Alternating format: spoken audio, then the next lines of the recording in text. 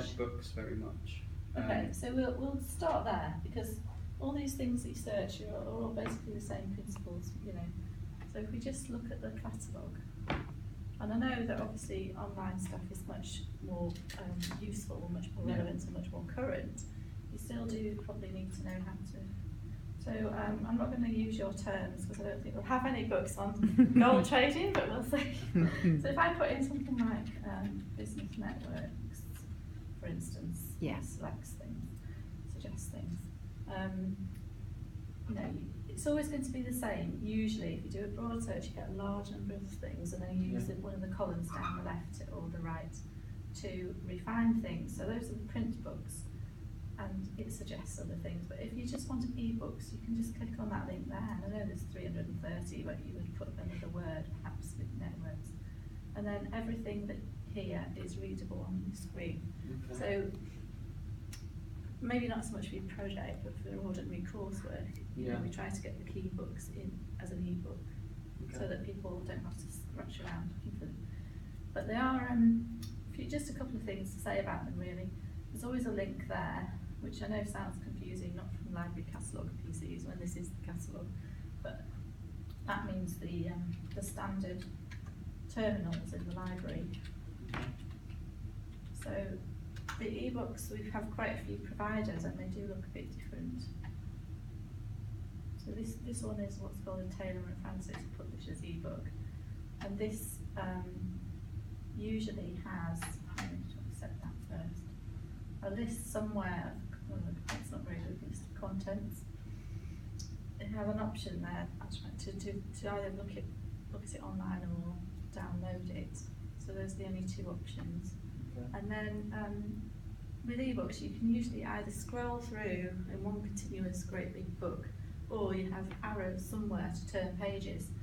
Or sometimes you can have both, like this one, you can just scroll and scroll and scroll.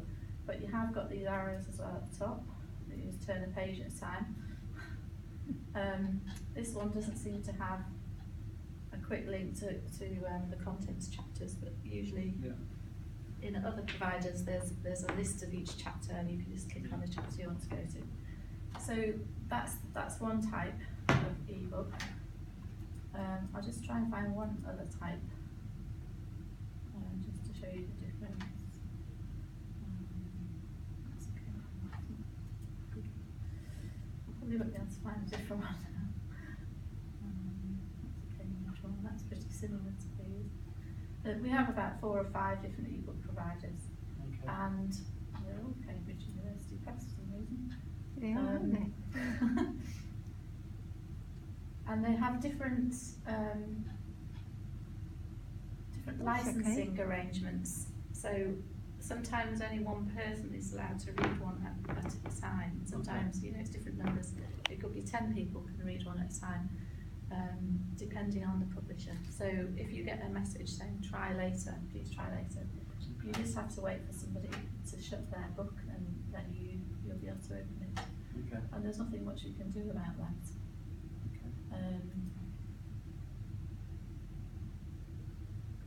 No, I can't find a draw someone quickly. It doesn't really matter. You get the idea. They're very easy to use, and you can use them off-site, so you have to put in your login and everything off-site. Okay. The other thing to say about them is you can't copy and paste out of ebooks very easily. You can do bits, but it's kind of coded into the book to comply with copyright, so it might be a chapter, random chapter, or it could be random chunks, and you just don't really know, you can't really do anything about it. I'm not going to say any more about the catalogue unless you want me to. No, pretty okay. So we'll go to OneSearch, and I don't know if you can tell me, have you had much problems, or have you can I find didn't have any problems when I was using it. It's just probably finding the right wording to go in. You obviously get so much more coming up if it's correct. And you always start off with massive amounts of results. Yeah, obviously, when I wrote in the whole thing, or not the whole thing, but I shortened it down a little bit, nothing came up. But after just putting in gold and oil and stuff like that, I could actually slowly build up to get more and more. Okay. So if I just look for oil trade, I presume you've done all this already. It's a while back now. Yeah. It's a while back that we did this. I just want to show you how to get the results down from this huge number to a sort of very small, manageable amount quickly. Do you know all that already? Probably know really, some, but Yeah. the only way I minimised it is by changing the wording. okay. Well, suppose that was what you really did want to search for. You're going to have to do lots of different searches with different words, or you can put things like a star in here, which will look for trade and trading and trade off and all those other things. Okay. And that you can use that in different databases as well. But I'll just do this for now. So we've got this many results, and if you go to this advanced up here on the top, Yeah. and you change this to where it's looking into the abstract, because if it's looking in all fields, it's looking through every single word, every single page, every single article and issue and volume that it has. Okay. So that's one thing. And then you could put in more words here. And another thing that might be useful to you is to put this or not. And I've got a good diagram that explains that later, we'll come to that later. So you could put more words in here, you could and or. I don't tend to put the date or the content, but I do, if I'm looking for online stuff, I do tick that full text online and also tick these, because you've got so many results, you only want the best ones, don't you? And exclude perhaps, although you might want newspaper articles, I don't know. And you certainly don't want any more results. So that will get the number down to quite a lot immediately.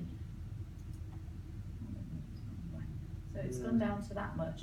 The next thing is then to use this column here, and you see where you've got green ticks, this is what you've picked and what you've excluded of the red crosses.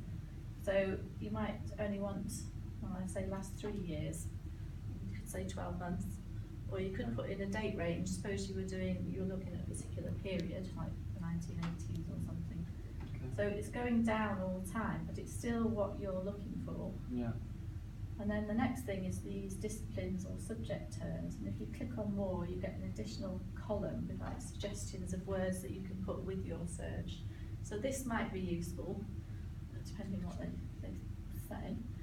So the discipline is obviously more, the broader subject areas, but the subject terms will be keywords, and you can sort them out either by alphabetical, which is as it is, or by rank, which is the biggest numbers at the top and the smallest numbers at the bottom. Sorry, this is making the cross come up all the time.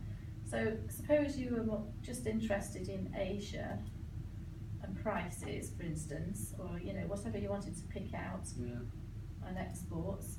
You could tick all those, and then you say apply, and then your results go down to what you're really looking for. So that's the most efficient way to search this one search thing, because it is so vast. Yeah. So now you've only got 95, so you could maybe start looking through, because you certainly can't look through thousands. Yeah. And everything's online with this orange flash, so we have got access to everything because we've ticked that full text online up there. Yeah. So if you wanted then to broaden it again, you would take that tick off, and then you'd get a mixture of some online and some not online.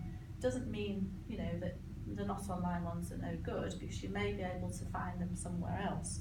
And if you want to do a more comprehensive search, you do need to include things that are not online. So up to you, but see, it's only gone up to 140, so 104, so that's not too bad. So we'll try and find one now that's not online. I think everything seems to be. I do find this at the moment, it's not very, there's one.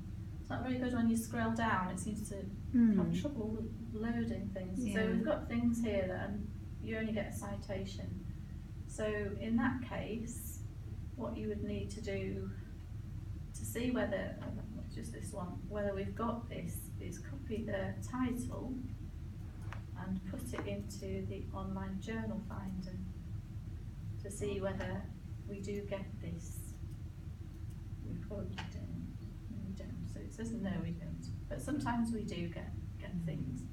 One search doesn't give you a link if we get it from somewhere else, whereas the subject databases will give you this little green and black sort of logo that says find it at Brighton, and that will do that little search for you then in the online journal finder. that online journal finder is just looking for titles of journals, that's all.